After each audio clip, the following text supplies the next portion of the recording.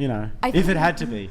Do you think that the reason for that there's real. so many men who are single or who can't get girls is because of how society and the economy is now structured, where now it's like men aren't supposed to use their beauty or their physical attractiveness to get a partner. That's not been seen before. They're supposed to use their resources to get a partner. That's a fair point. They've So do you always think that the way the economy is set up, where it's like now both women and men are entering Yeah. the workforce, and now women are at an advantage and incentivized to earn more than their husbands or boyfriends or partners or whatever, that now those men are basically rendered useless? Well, yes, that's actually, I mean, a very, very good point. So, I mean, the way a man in the past historically used to make himself appealing and attractive to a potential partner was by being a provider. But now that can still be to some degree employed, but to perhaps a far lesser degree. And look, there are some women who want to be stay-at-home wives, and they might, be more inclined to take that into consideration when selecting a partner. But now that women, for the most part, I mean, I don't know the exact comparison when it comes to workforce participation, but yes, absolutely, men can men have to rely on much more different things. It can be looks. They need to up their emotional intelligence, their conversation skills, riz, blah, blah, blah, all that I would shit. say even with emotional intelligence, though, like a man could be incredibly emotionally intelligent, satisfy a woman, the most feminist, liberal woman in the world, but at the end of the day, it's not going to be it's not going to be stable. It's not going to be something that's sustainable because there is a natural dynamic between men and women that are complementary, and unless there's laws and an economy, because a lot of women who do want to be stay-at-home moms cannot afford to stay at home because the economy doesn't yield to it anymore. Actually, though, interesting point on that. Stay-at-home mum families where the husband only works, when they do studies on this, actually tend to earn more.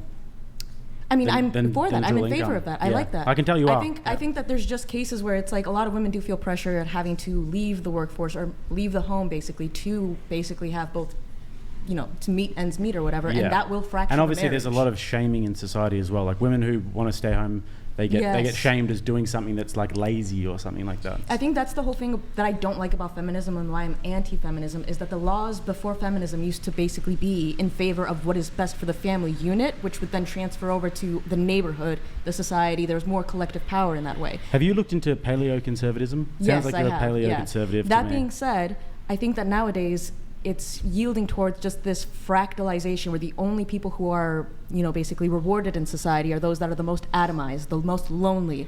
And unfortunately, You think they're rewarded?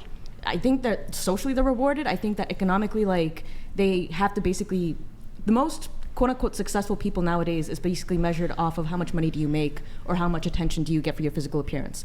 I think that... What does that got to do with being lonely, though? Because you think incels are... I think everyone's lonely in this day. I think most people are very much lonely. Well, We're in a when you pandemic of compare it loneliness. with the past. Yeah. Oh, incels are like the definition of loneliness, basically. But I'm like, in the past, there was used to be that sort of like fabric where it's like a girl was never alone. She always had her father, her brothers, and there was always a multitude of kids. Right. Basically, Oh, so that you're took not care of each talking, other. not necessarily loneliness, but like independence from... Independence is loneliness. It's like having like Yeah, even I would women, agree- I would agree with you. Even women Yeah. who strike off on their own and they're like, "Oh, I'm a liberated queen" or whatever. They have higher rates of anxiety, higher rates of depression because they're basically having to fend for themselves, which is impossible. Yep. So I think that in order for men to actually be valued in society, we can't go off of the beauty scale, which is why none of them had like the same equal scale that you guys had, because they don't work that way. That's not how women evaluate men ever. That's not biologically how we're wired.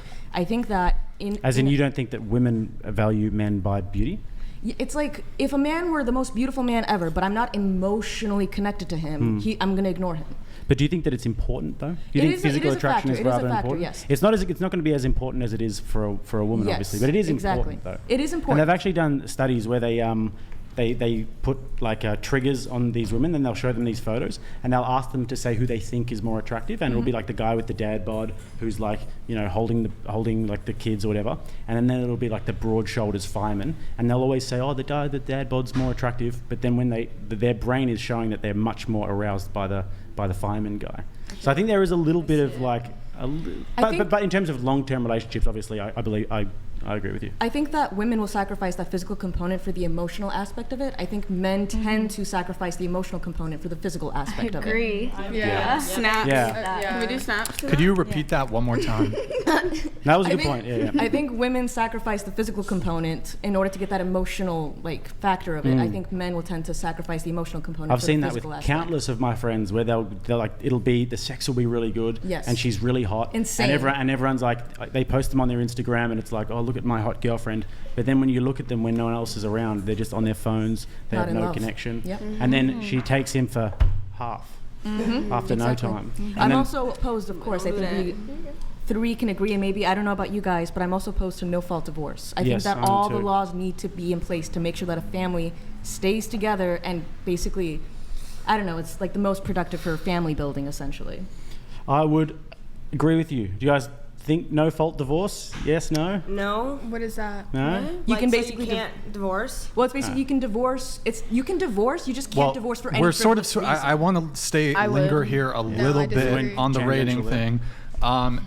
You made the point that was it that men tend to care more about looks than women do? Yeah. I actually disagree. Here's a hot take. I think women care far more about looks than do men. Is that been your experience? I think it's true, and here's why I think it's true. So if we look at the things that are within men and women's control, women care far more about things that are totally outside of men's control when it comes to their physical appearance. For example, physical size, height, hair, penis size. These are all physical things that are totally outside of men's control. If a man's balding, out of his control, most women would prefer a man with a full head of hair. Women would much prefer a tall guy. Penis size, that's a factor, outside of a man's control. All these things are very physical things, totally outside man's control.